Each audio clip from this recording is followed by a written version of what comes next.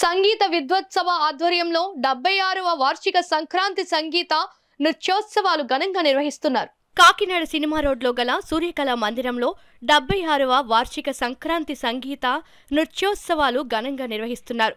కార్యక్రమానికి సంస్థ కార్యదర్శి వక్కలంక రామకృష్ణ అధ్యక్షత వహించగా నాట్యాచారిణి Parvati Ravi Ghantasala, Reliance Industries operations head Ramakrishna, Reliance CSR manager P Subrahmanyam ముఖ్య అతిథులుగా పాల్గొని జ్యోతి ప్రజ్వలన చేసి కార్యక్రమాన్ని ప్రారంభించారు. 9వ రోజు కార్యక్రమంలో భాగంగా రిలయన్స్ ఇండస్ట్రీస్ లిమిటెడ్ సౌజన్యంతో నాట్యాచారిణి పార్వతీ రవి ఘంటసాల పర్యవేక్షణలో చెన్నైకి చెందిన నాట్య బృందంతో అన్నమాచార్య నృత్య రూపకం జరిగింది.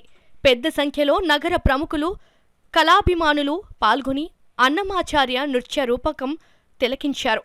పార్వతీ రవి ఘంటసాల బృందం ప్రదర్శించిన నృత్య రూపకం ఆద్యాంతం అందరినీ విశేషంగా ఆకట్టుకుంది.